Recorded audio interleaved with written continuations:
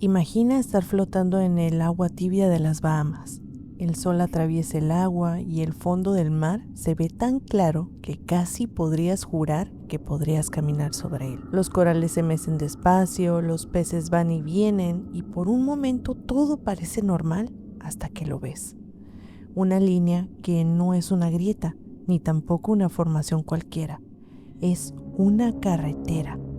Bloques enormes, rectangulares, perfectamente alineados que descansan sobre la arena apenas más o menos a unos 5 metros de profundidad. Forman 3 hileras paralelas tan simétricas que tu cerebro tarda un buen tiempo en procesarlo. Cada piedra mide casi 1 metro de ancho y algunas están colocadas una sobre otra, como si alguien las hubiera ensamblado con toda la intención. Parece ser como una especie de avenida olvidada, un camino que alguna vez conectó a algo o tal vez a alguien. Y sí, ese sitio existe. Se llama Bimini Road y fue descubierto en el año 1968 justo frente a la costa norte de Bimini, que básicamente es una pequeña isla que forma parte del archipiélago de las Bahamas. Y desde el día que apareció, nadie ha podido ponerse de acuerdo sobre qué es realmente todo esto. Pero vamos a empezar desde el inicio de toda esta historia tan fascinante, porque todo esto empezó mucho antes.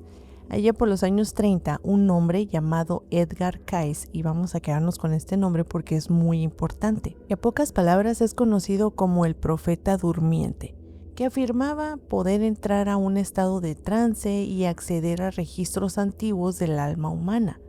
Durante muchas de estas sesiones, Cayce dijo algo que en su momento sonó muy ridículo, que los templos de la Atlántida emergerían cerca de Bimini, bajo el lodo y el agua, ahí más o menos por el año 1968 o 1969. Y sí, nadie le dio importancia a esto. Pasaron los años y los años, hasta que en 1968 un grupo de buzos aficionados bajó al agua buscando esponjas y lo que encontró fue otra cosa totalmente diferente, porque encontró esta carretera sumergida. Pero es que la fecha coincide exactamente y el lugar también.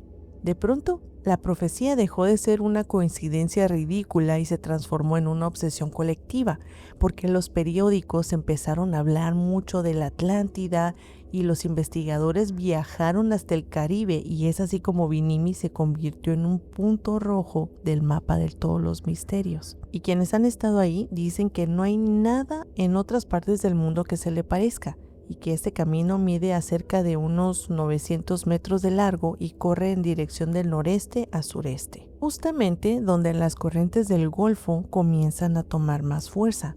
Pues es que estos bloques parece que están encajados unos con otros y también algunas piezas tienen forma como de bisagra o de escalón. Hay también algunas piedras que tienen, hagan de cuenta, una forma de L y otras que parecen como cimientos de un muro o también de un muelle. Y es que a simple vista yo sé que cuesta muchísimo creer que algo así ocurrió por accidente. Pero como en todas estas historias sabemos que la parte científica pues siempre va a buscar el lado pues más lógico. Por una parte, los geólogos aseguran que sí, que el material es básicamente un beach rock. Pero ¿qué es esto? Es una roca de playa que se forma cuando la arena y las conchas se cementan con carbonato de calcio.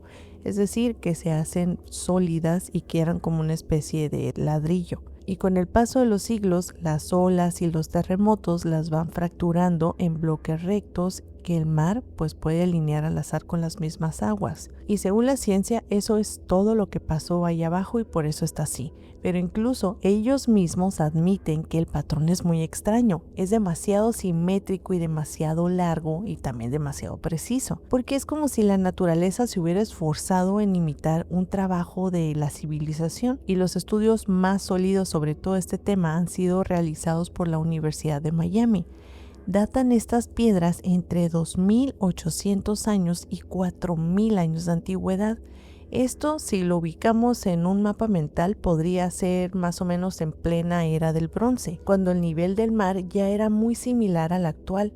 pero para la ciencia el caso está cerrado simplemente, porque no hay ruinas, no hay templos y claramente no está la Atlántida. Pero quienes han buceado ahí cuentan algo totalmente distinto. Aseguran que más allá de esa carretera, porque vamos a llamarlo así, que hay ahí abajo, hay otras estructuras que están dispersas bajo la arena. Dicen que hay muros, hay recintos y círculos de piedra, y que los instrumentos electrónicos fallan cerca del sitio, que las baterías se descargan, las brújulas giran solas, las cámaras registran imágenes totalmente distorsionadas. Pero es que desgraciadamente llegamos al punto donde no hay ningún testigo oficial de todo esto, al menos que sea claro. Solamente son testimonios, pero es que a veces los testimonios cuentan mucho más de lo que muestran los informes. Y volvamos a nuestro amigo que predijo este descubrimiento, Kayse. Pues este señor decía que los atlantes eran una civilización avanzada que dominaba una forma de energía cristalina, que esta energía supuestamente era capaz de mover objetos, comunicarse y también alterar el clima. Y es que esa energía, según él, se concentraba en los templos de Poseidón, que eran construidos sobre una red de puntos magnéticos en todo el planeta. Y Vinimi curiosamente se encuentra justo encima de estos puntos. Para los seguidores de Kayse, la carretera submarina no solamente es un trecho de una estructura más grande, se pudiera traducir a un portal energético o tal vez el vestigio de un templo hundido hace más de 11 o 12 mil años, cuando la Atlántida se perdió en el mar. Y es que dicen que todo esto no es casualidad, porque justamente se reveló cuando Kayse lo dijo en 1968. Pero a ver, en los años 80, un estudio aislado analizó una muestra de estas rocas de Vinimi con el método uranotorio. El resultado simplemente fue totalmente inesperado, porque dató de 15.000 años de antigüedad, y si nos ponemos a pensar, esa cifra coincide perfectamente con el final de la última glaciación y con la fecha que Platón aseguraba la caída de Atlántida. El problema grandísimo de esto es que el estudio no se replicó y los datos pues claramente no son precisos, pero para el mundo del misterio, una sola coincidencia puede encender toda esta idea que ni siquiera el escepticismo pudo apagar. Con el tiempo, claramente empezaron a surgir nuevas hipótesis. Algunos investigadores inspirados por Charles Berlitz, el autor del Misterio de la Atlántida, plantearon que el Caribe forma parte de una especie de cinturón atlante, que básicamente es una red de ciudades, de templos y de pueblos conectados por el mar.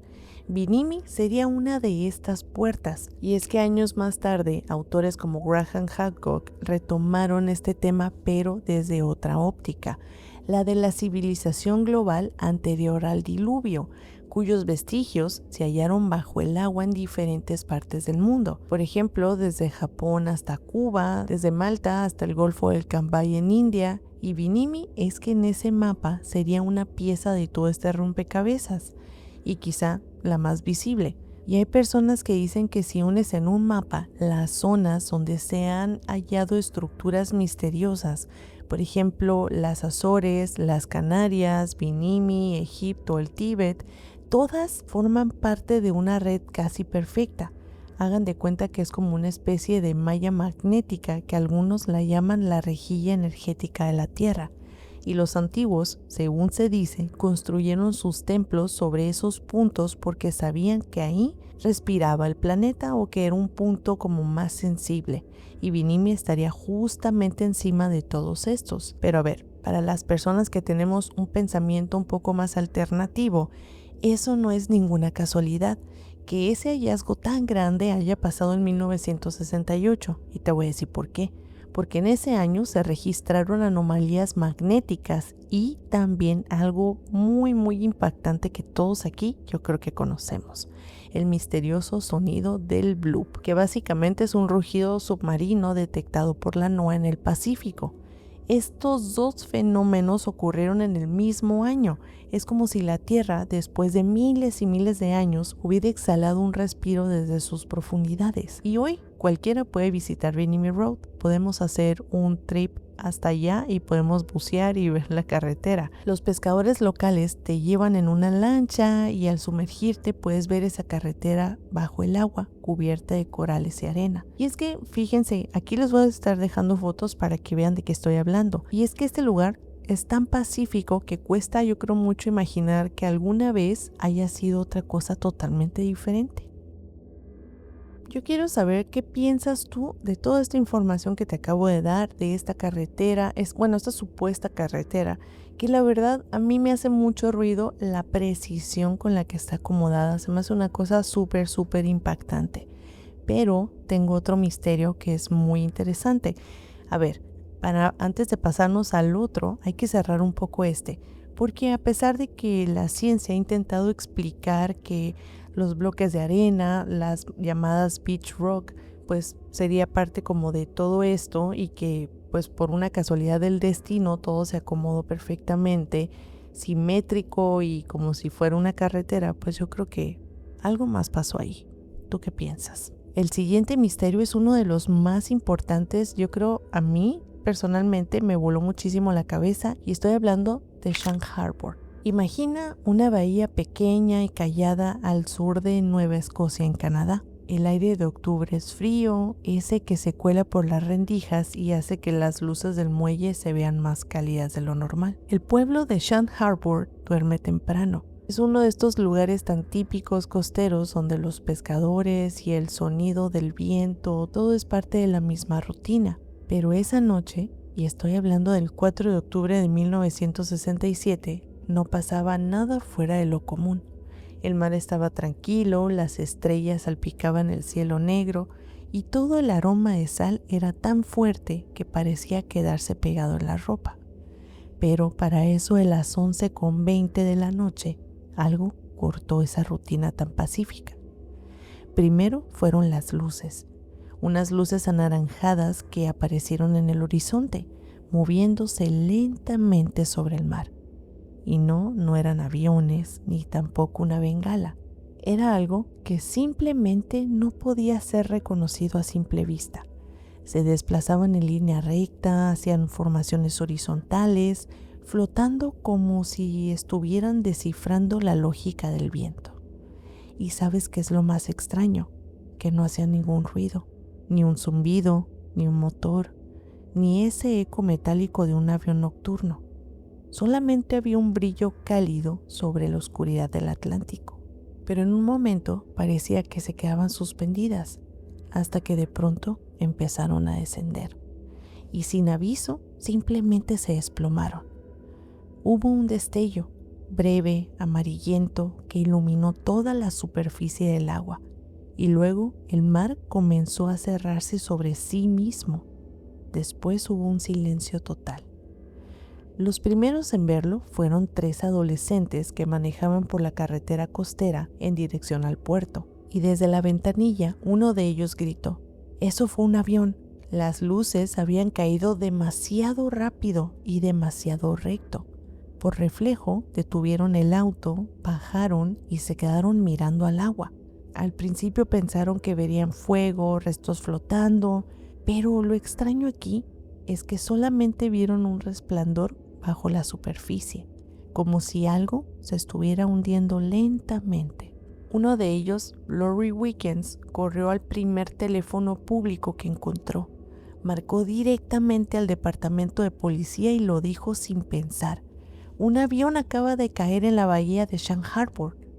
La llamada activó a todo el departamento y en cuestión de minutos las luces de las patrullas comenzaron a moverse por toda la carretera. El sargento Victor Werbicki y el agente Ronald Pond llegaron primero, se bajaron de los autos, caminaron hasta el borde de la costa y es ahí cuando lo vieron. A más de unos 300 metros de la orilla había una masa luminosa flotando sobre el agua. Era enorme, del tamaño de una casa pequeña, de unos 20 metros de diámetro. No se movía como un barco, ni tampoco agitaba las olas. Simplemente estaba ahí, quieta y encendida, brillando con una luz ámbar amarillenta como si estuviera respirando. Y alrededor de ella había una espuma blanca que cubría el mar. Era densa, burbujeante y se expandía poco a poco. Parecía una especie como de detergente, como si el agua estuviera hirviendo pero sin un calor visible. El aire tenía un olor metálico y los oficiales, quienes ya estaban acostumbrados al mar sabían que eso no estaba ni cerca de ser normal. Pensando que se trataba de un accidente aéreo, los pescadores del pueblo salieron rápidamente de sus casas, encendieron los motores, tomaron las linternas y se dirigieron hacia este resplandor. El primero en llegar fue el mismo Wiggins, acompañado de otros marineros. Remaban entre la espuma intentando encontrar sobrevivientes, pero es que el mar simplemente no tenía nada. No había ni restos del fuselaje, ni olor a combustible, ni mucho menos señales de explosión. Solamente esa masa de luz hundiéndose poco a poco, hasta que el brillo se apagó por completo. Cuando la guardia costera llegó, ya no quedaba nada más que el simple silencio y esa espesa espuma sobre el agua. Pero durante horas, barcos buscaron con reflectores esperando que algo flotara, pero nada apareció. En tierra, el comando de rescate aéreo revisaba el radar, los reportes de vuelo y todo lo que pudiera indicar un accidente. Pero es que lo extraño es que no había ninguna aeronave civil ni tampoco militar desaparecida. No había señales tampoco de emergencia, ni de Mayday, ni un vuelo extraviado. En los radares nadie, absolutamente nadie, había visto nada. Sin embargo, decenas de personas en Shank Harbor habían presenciado la misma escena. Las luces cayendo, el impacto en el agua, la espuma, las luces que se iban hundiendo, como si algo real hubiera ocurrido, pero el resto del mundo ni siquiera tenía un registro de ello. Como si el mar se hubiera tragado no solamente una nave, sino la misma y la única prueba que había existido de todo este suceso. Pero espérate, porque las cosas apenas se van a poner bien interesantes, porque a la mañana siguiente la Guardia Costera canadiense y algunos buzos iniciaron una búsqueda bastante formal. Tan formal que este operativo duró más o menos unos 3 días, con rastreos en la superficie y con exploraciones submarinas. ¿Y qué creen? Pues no hallaron nada. Ni restos, ni combustible, ni piezas metálicas, ni cajas negras, nada. Y el informe oficial del gobierno canadiense, que ahí entre letras es conocido como el Departamento de Defensa Nacional del UFO Report, pues clasificó esto como un incidente de un objeto volador no identificado que impactó en el agua, sin indicios de un avión ni tampoco un artefacto conocido. Y es que este caso, fíjense que es uno de los pocos que han sido reconocidos oficialmente en Norteamérica como un sin explicación razonable. Y hasta aquí podría haber quedado como una anécdota más de todas las que hay de luces en el cielo, pero es que el misterio se profundizó días después de todo esto, cuando pescadores y personal de la misma marina empezaron a reportar algo bastante extraño, porque cada noche empezaron a detectar una señal metálica bajo el agua, a más o menos unos 50 metros de profundidad, y esta señal se movía lentamente hacia el noreste, rumbo hacia el Golfo de Maine, y durante casi una semana buques de la Marina canadiense y más tarde también submarinos estadounidenses siguieron esta anomalía sin ningún éxito, porque este objeto parecía sumergirse, detenerse y luego continuar con su trayecto como si estuviera navegando de manera controlada o tal vez inteligente. Y un documento filtrado años después del mismo archivo de defensa canadiense mencionaron que se detectó una segunda anomalía submarina cercana a esta área. Y es que ambas señales se mantuvieron estáticas por varios días,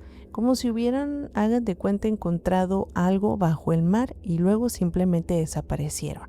Pero es que a finales de octubre de 1967, la base aérea de Greenwood cerró oficialmente este caso, pero la Marina mantuvo sus operaciones en secreto hasta el mes de diciembre. Según algunos exmilitares entrevistados años después, el área fue patrullada de noche por unidades estadounidenses bajo el pretexto de ejercicios conjuntos con la OTAN. Varios buzos afirmaron que se les ordenó no hablar de lo que vieron, y décadas después, un periodista canadiense de nombre Chris Stiles, que fue el autor del libro El objeto negro del 2001, logró investigar a algunos de estos testigos, y uno de ellos, que era un técnico de sonar, relató haber detectado un objeto de forma ovalada y con comportamiento inteligente desplazándose bajo el mar, seguido también de un submarino de la Armada. Tristemente, esto jamás se publicó por completo, y es que a lo largo de los años también surgieron múltiples explicaciones, como por ejemplo al principio dijeron que era un meteorito o una reentrada de satélite, pero es que esto fue descartado rapidito porque no hubo registros ni astronómicos ni tampoco destellos en la atmósfera. La segunda fue que se hablaba de una especie de avión militar secreto, pero es que esto era totalmente imposible porque recordemos que no había ni vuelos programados ni tampoco señales de radar. Y bueno, tal vez pueda ser una especie de pruebas de misiles estadounidenses, pero es que después de barajear esta posible explicación fue desmentido por los archivos clasificados años después. Y bueno, vámonos con lo que tal vez para nosotros es lo más interesante, que esto pudo tratarse de un fenómeno ovni. Pero a ver, recordemos que esto estuvo respaldado por muchos testigos y la falta de restos pues simplemente no dejó como una prueba tangible de que esto pudiera ser verdad. Los más escépticos claramente sugieren que el brillo en el agua pudo haber sido provocado por el fósforo marino o por plancton bioluminiscente, pero es que eso no explica las luces descendiendo en formación ni tampoco los registros del radar submarino. Otras versiones alternativas, por ejemplo, versiones recogidas por investigadores independientes, hablaron de que la Marina sí detectó estos dos objetos bajo el agua. El primero que cayó ahí en Shan Harbor y el segundo que era una especie de nave de rescate que habría descendido desde el Atlántico Norte para ayudarlo, y ambos simplemente permanecieron sumergidos varios días en esa zona mientras los barcos militares vigilaban toda la superficie, y semanas después esos dos objetos se movieron hacia el Golfo de Maine y desaparecieron del sonar cerca de Shelburne, donde curiosamente existe una base submarina experimental de la OTAN. La hipótesis más audaz y más extraña, si quieren verlo así, dicen que las autoridades siguieron este contacto hasta una cavidad submarina, una especie de túnel natural en una plataforma continental. Y claramente no hay pruebas públicas de esto que te estoy diciendo, pero es que hay decenas de testigos que coinciden con los mismos detalles por el paso de los años. Pero vamos armando todo este caso porque no es ninguna invención. Para esto hay que irnos hasta los años 90 porque el gobierno de Canadá liberó parte de los archivos de este caso. ¿Y cómo creen que se titula? El expediente oficial se llama UFO Report número 68 o 67 Shan Harbor Incident, y dentro de él se incluyen muchos testimonios, entre ellos los originales de la policía y los pescadores que llegaron en primer lugar, y las coordenadas exactas del supuesto impacto. Y las conclusiones dentro de este informe dicen que fue un objeto no identificado de origen desconocido que descendió al agua y que no fue recuperado. Claramente este documento nunca ha sido desmentido, solamente ha sido archivado, y en el año del 2006 el gobierno de Canadá reconoció el caso dentro de su programa de patrimonio histórico local, y hoy curiosamente Shan Harbor tiene su propio UFO Center, donde se conservan copias del reporte militar, fotografías y una réplica exacta del objeto según los testigos de aquellos años. Pero es que hay tres líneas de interpretación entre los investigadores modernos. A ver, la primera es la versión militar, que se trató tal vez de un artefacto secreto estadounidense o canadiense que se estrelló y que fue recuperado en secreto para evitar todas estas filtraciones, porque recuerden que en ese tiempo estaba la Guerra Fría. La versión naturalista dice que pudo haber sido un meteorito o un fragmento espacial que impactó en el mar, creando como una ilusión de una nave. Pero la versión anómala, o la más extraña, es que dice que efectivamente sí fue un objeto no humano que ingresó al mar y después fue asistido por otro, y ambos se sumergieron rumbo al Atlántico Norte. Y es que esta última se vincula con la teoría de los OVNIs, que ya sabemos que plantea que este fenómeno ovni no solamente está en el cielo, sino también bajo el mar, y Shannon Harbor sería uno de esos primeritos casos documentados en los que un objeto volador termina convertido en un objeto submarino. Y desde eso han pasado más de 50 años y nadie todavía ha podido explicar qué fue lo que realmente cayó en la bahía de Shannon Harbor aquella noche. Y es que el mar lo devoró todo, la luz, el sonido, las respuestas, todo. Lo único que quedó fueron los testigos y los documentos oficiales que aún dicen objeto desconocido. Aquí es momento de que saquemos hipótesis, qué piensan. Yo quiero saber qué piensan. Si están aquí en el estreno de este video, aquí en el chat pongan qué es lo que piensan porque vamos a pasarnos al otro misterio. Y para esto tenemos que irnos hasta el mar de Weddell en la Antártida. Y cuando pensamos en este lugar nos podemos imaginar un desierto blanco que parece inmóvil, pero es que abajo recordemos que se esconden océanos, montañas, lagos y quizá algo más. Pues en todo este mapa está el mar de Weddell y aparece como una vasta extensión de hielo y agua entre la península antártica y la tierra de Coats. A simple vista no parece nada diferente del resto del continente, pero es que los satélites y los radares oceánicos dicen otra cosa totalmente diferente. Que ahí, en ese territorio, hay algo anómalo. ¿Y cuándo empezó todo esto? Pues empezó en 1974, cuando imágenes de la NASA tomadas por el satélite Nimbus 5 revelaron algo muy extraño. Una enorme zona circular del mar de unos 250,000 kilómetros cuadrados donde el hielo se había abierto por completo, dejando, hagan de cuenta, descubierto como si fuera un agujero negro en plena capa de hielo. Y Polinia es una palabra rusa que significa agujero de agua libre en el hielo marino. Pero es que lo extraño no es la palabra, sino que existiera ese hueco que un día simplemente apareció. Y a diferencia de otros agujeros costeros, la Polinia de Weddell surgió en pleno centro del hielo, a más o menos unos 500 kilómetros de la costa. Era como si el océano hubiera hervido desde abajo y hubiera derretido una porción del casquete antártico del tamaño del Reino Unido. Y durante 2 años completos, en 1974 y 1975, el agujero permaneció abierto, visible desde los satélites. Y si esto ya es de por sí súper extraño, ¿quieren que les diga qué es lo más extraño? Que en 1976 todo esto, toda esta inmensidad que se había abierto, simplemente desapareció.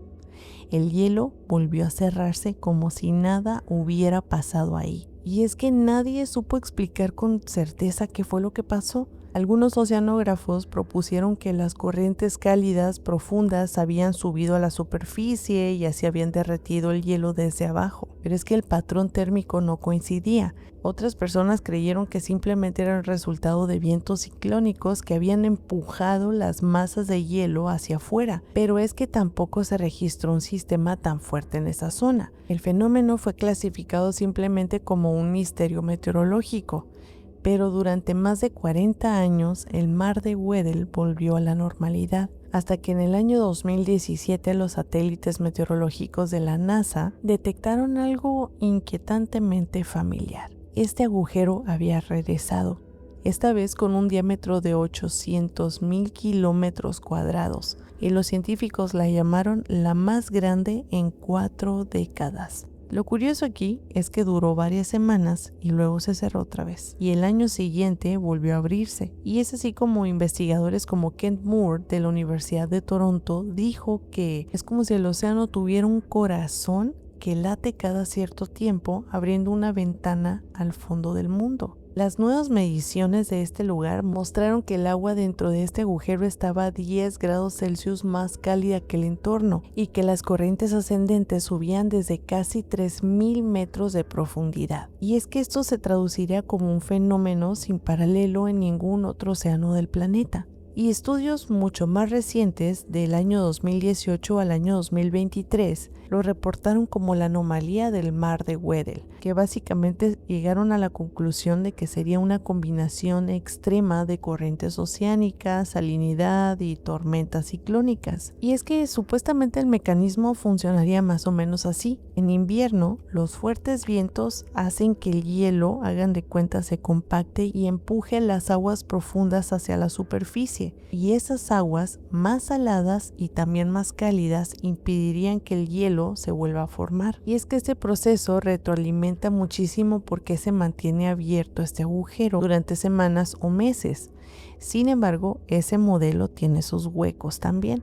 Por ejemplo, ¿por qué aparece cada varias décadas y no cada año? Y sobre todo, ¿por qué exactamente en el mismo punto? Porque, a ver, el océano en teoría no debería comportarse con tanta precisión, y menos en una región tan caótica como la Antártida. Y desde ahí el misterio se empieza a abrir a otros niveles. Y es así como empezaron las interpretaciones menos convencionales. Por ejemplo, la del respiradero geotérmico. Algunos geofísicos independientes, como por ejemplo Robin Bell, han planteado que bajo el mar de Weddell podría haber una intensa actividad volcánica subglacial. Y si es un respiradero geotérmico, pues claramente libera calor y gases periódicamente. Pero es que esto podría provocar una fusión del hielo desde abajo. Pero es que existe una coincidencia muy extraña entre este agujero y una zona de anomalía magnética que se detectó en el año 2015, que claramente reforzó esta hipótesis. Y una teoría más esotérica inspirada en esta que les acabo de decir, dice que la Antártida actúa como si fuera un órgano respiratorio del planeta, que lugares como Weddell liberarían presión acumulada desde el núcleo terrestre, generando estos pulsos como de apertura y cierre del hielo, que hagan de cuenta es como si la Tierra exhalara energía. Y en los mapas públicos, el mar de Weddell simplemente es una extensión blanca interminable. Solamente es viento, hielo y un mar frío que se congela incluso bajo el agua. Pero para cientos de investigadores, este silencio precisamente es lo que lo hace muy sospechoso. Desde hace décadas circula una idea muy interesante, que esta anomalía de Weddell no es un simple fenómeno climático, sino que es una manifestación física de que algo está escondido en el hielo. Algo que respira, algo que se calienta o que también se mueve con frecuencia. Y según esta teoría, la polinía no sería una herida natural del océano como tal, sino una puerta que se abre y se cierra. Una entrada subglacial a instalaciones ocultas o quizá estructuras no humanas que existen desde hace mucho antes de que alguien pusiera un pie en la Antártida. Y si todo esto que te acabo de decir no te voló la cabeza ya, espérate, porque el área exacta donde apareció esta anomalía se encuentra a unos 800 kilómetros al este de la ruta que recorrió el almirante Richard Byrd en la operación High Jump en 1947. Y recordemos rápidamente que Richard era un explorador polar y militar estadounidense, condecorado, respetado y también enviado por el gobierno de Estados Unidos para establecer bases científicas después del segundo conflicto mundial. Pero recordemos este famoso diario de vuelo que fue supuestamente recuperado años después y estaba lleno de pasajes censurados que narraban cosas muy extrañas, que básicamente decía haber sobrevolado sobre una zona donde el hielo desaparecía y apareció una entrada gigantesca y toda esta historia y que se conecta con otras teorías conspirativas. Pero tú y yo sabemos que este relato fue desacreditado oficialmente, pero es que desde entonces cualquier anomalía en esta región del continente se conecta inevitablemente con su testimonio, y el mar de Weddell queda justamente dentro de todo ese radio. Y es que a partir de los años 60, cuando se empezaron a hacer más misiones satelitales de reconocimiento militar, la zona del Weddell empezó a aparecer con una etiqueta muy extraña: imágenes restringidas. Y tú y yo sabemos que eso significa que mientras casi toda la Antártida aparece en alta resolución en mapas públicos, ese sector específicamente solamente muestra parches que están borrosos o fragmentos que nunca se terminan de cargar o simplemente no aparecen. Algunos investigadores independientes lo descubrieron revisando los archivos del programa Corona, pues básicamente fueron los primeros satélites espías estadounidenses, y después en plataformas ya modernas como Google Earth, las proporciones del mar y del hielo pues simplemente no se actualizan. Oficialmente, esto se explica como una escasa prioridad geográfica o también problemas de resolución polar. Pero es que para los teóricos eso no suena convincente, sobre todo cuando estas otras zonas tan remotas, igual de inútiles estratégicamente, sí aparecen totalmente nítidas y hasta puedes ver súper los detalles. Y la sospecha todavía creció más, es que me emociono demasiado.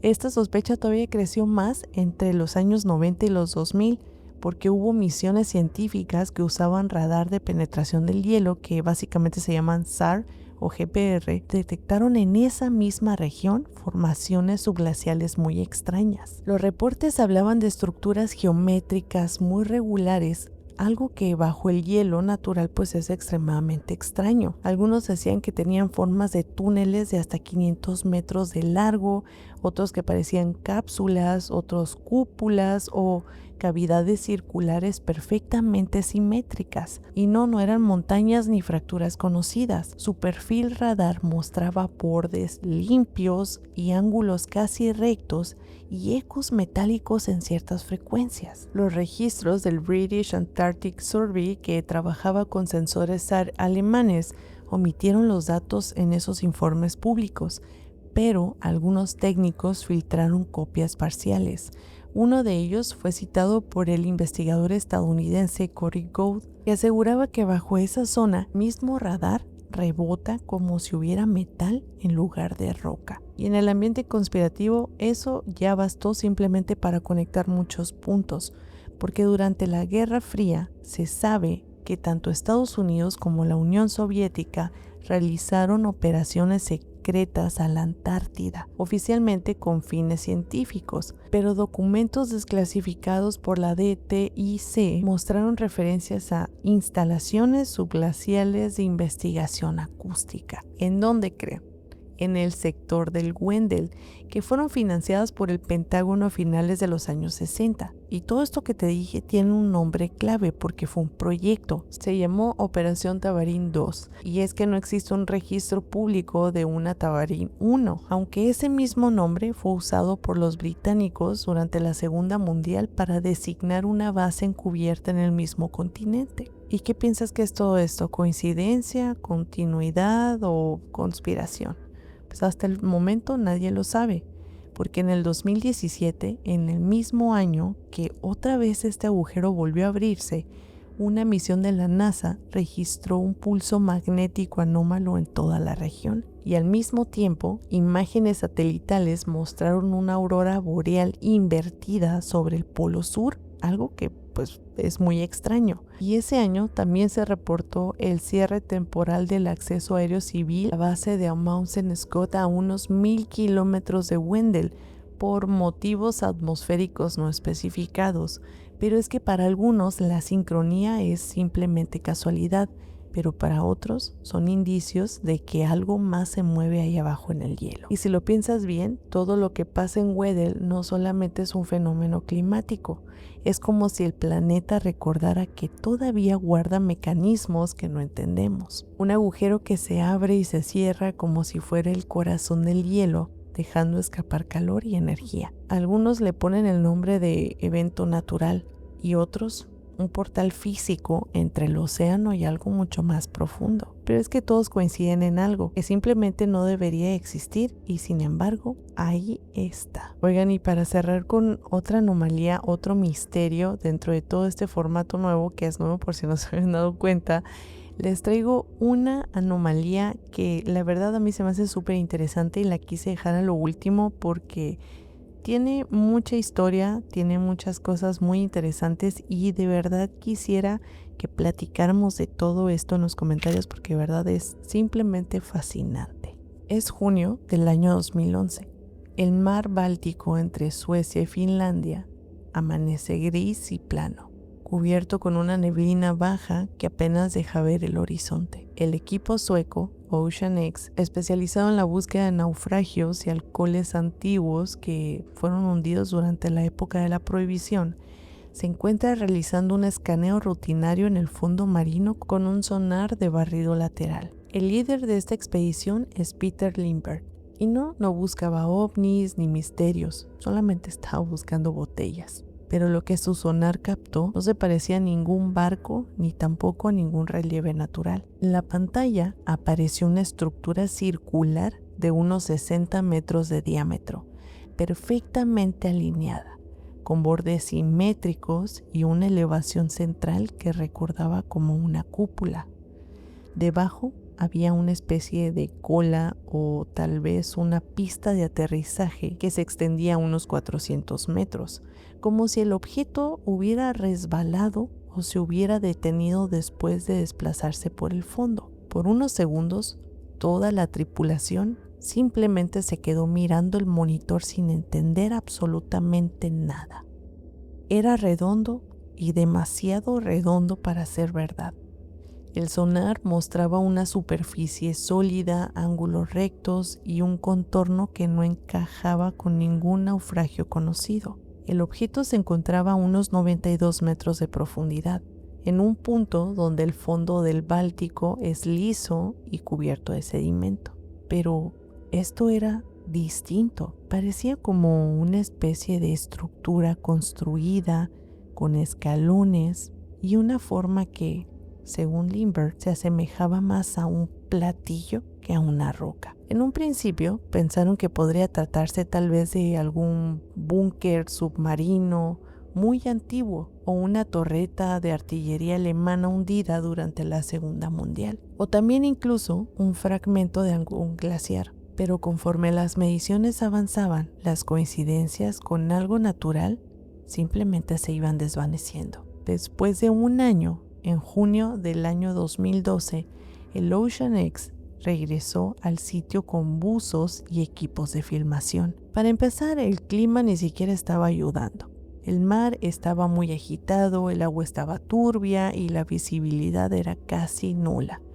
Pero aún así, lograron acercarse lo suficiente para ver una masa enorme y oscura, con paredes curvas y una extraña textura, casi metálica. Los buzos describieron la superficie como suave al tacto, pero cubierta con una capa de lo que parecía ser hollín o piedra fundida. La parte superior tenía formas geométricas y en los costados se distinguían líneas rectas y lo que parecía ser una especie de escalón o plataforma.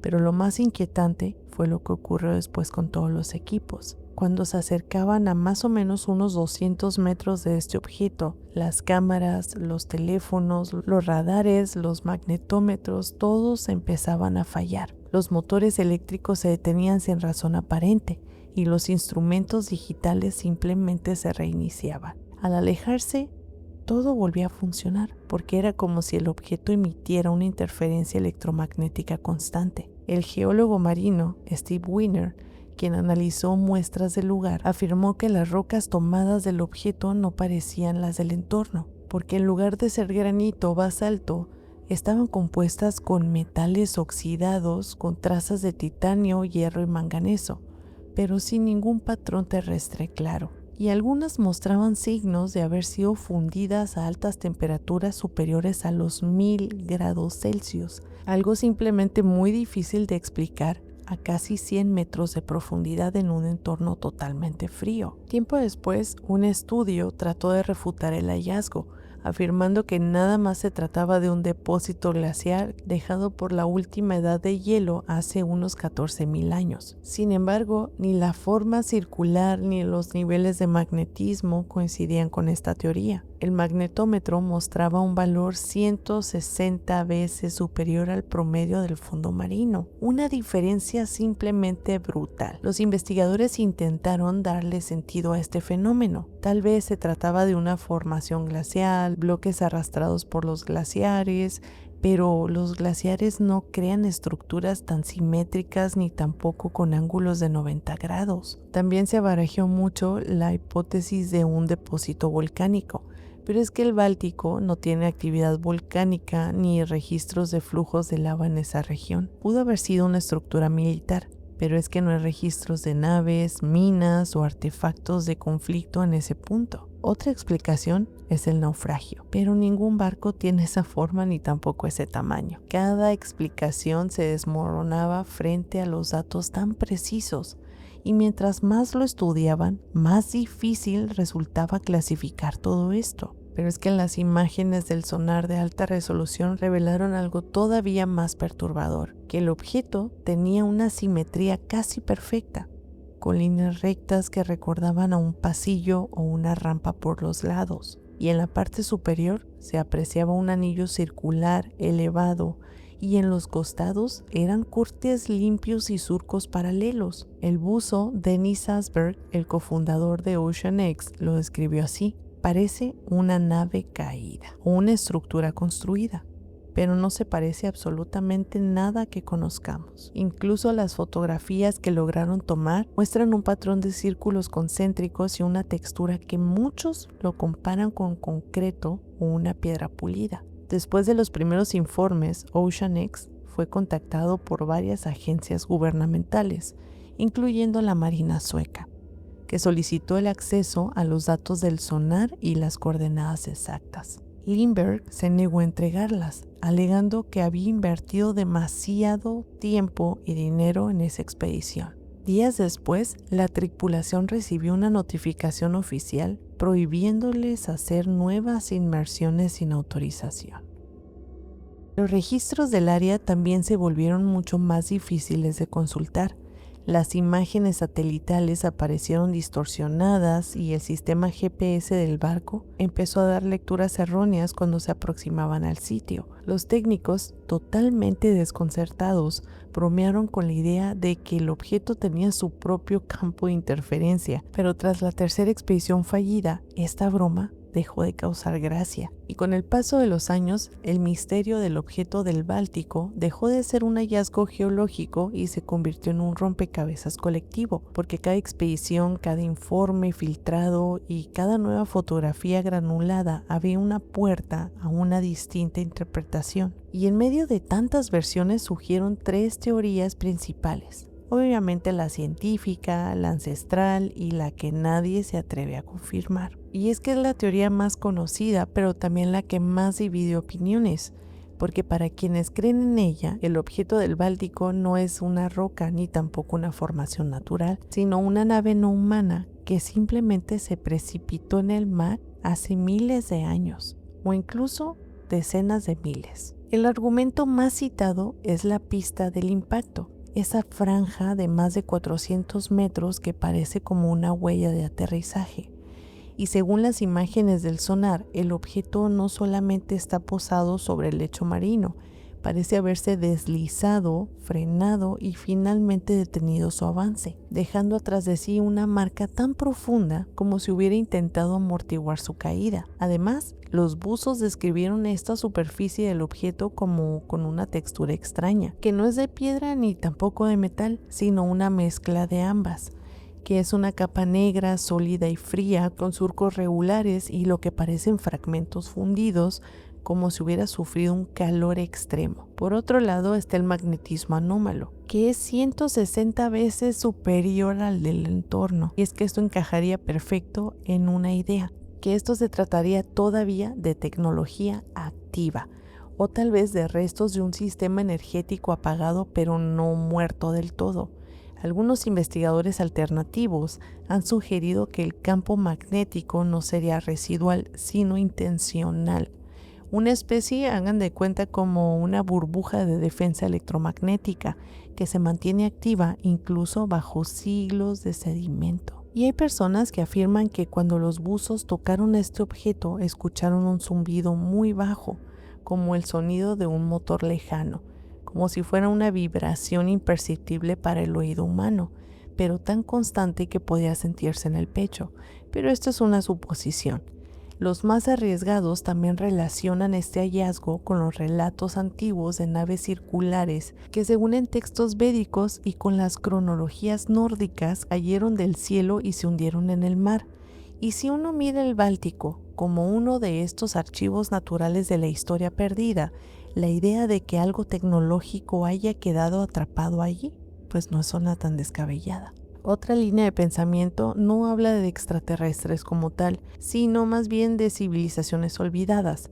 Según esta hipótesis, el objeto no cayó, fue construido ahí, antes de la última glaciación hace unos 12,000 años. El nivel del mar Báltico era mucho más bajo, entonces era tierra firme, era una llanura fría, habitable, conocida como Doggerland. Y esta unía Escandinavia con el resto de Europa. Algunos arqueólogos alternativos sugieren que el objeto podría haber sido como una especie de estructura prehistórica o parte de una red de sedimentos o templos también levantados por una cultura avanzada anterior a todo este colapso climático. Tal vez es una plataforma de observación astronómica o una especie de monolito energético que se quedó sumergida cuando el hielo se derritió.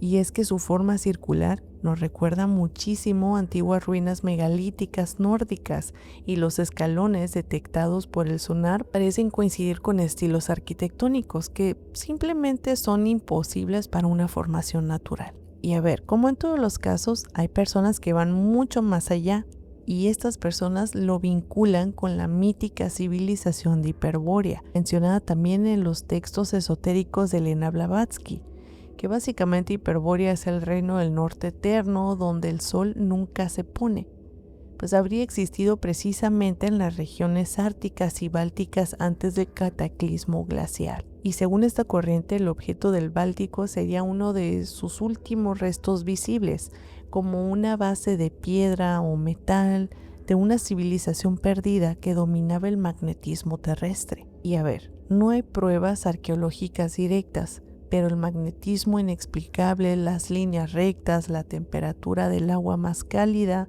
todo coincide con lo que muchos textos antiguos describían como centros de energía del mundo. Y por último está la explicación más prudente, que habla de que simplemente puede ser una roca glacial y ya, que fue moldeada por miles y miles de años de erosión y arrastre bajo el hielo. Pero es que el Báltico es un mar joven y caprichoso, formado después del último deshielo. Y sí, algunos adoptaron formas curiosas y otras más simétricas, pero incluso los defensores de esta teoría se topan con muchos obstáculos que no pueden explicar.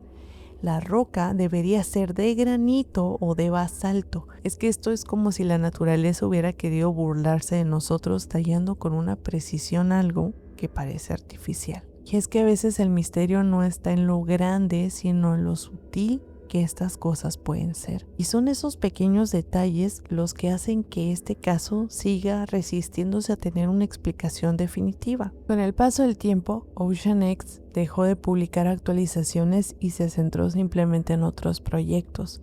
Pero es que el misterio nunca se cerró. Los datos del sonar, los informes del campo siguen siendo públicos y verificables. Y en el 2021, una revisión de imágenes satelitales por parte de la Universidad de Estocolmo mostró que esta área seguía mostrando anomalías magnéticas leves y un leve ascenso de temperatura en los meses de verano. Los pocos que han buceado sobre él aseguran que hay algo en su forma, en su simetría, que provoca una sensación de estar frente a algo que no pertenece al mar. Y definitivamente el mar guarda más de lo que nos muestra.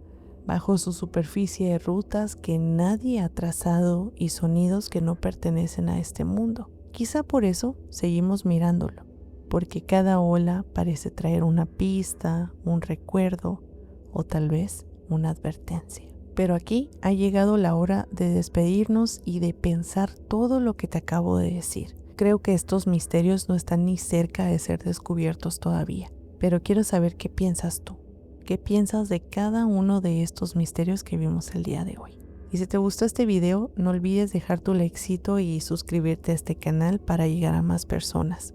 Como siempre te voy a estar dejando mis redes sociales por si me quieres ir a seguir por allá. Y si me estás escuchando en Spotify, también es muy importante que me sigas por allá. Y espero que te haya gustado mucho este formato nuevo. A mí me encanta porque es como un compilado de muchas cosas, muchos misterios. Pero bueno. Ahora sí, nos vemos en el próximo video.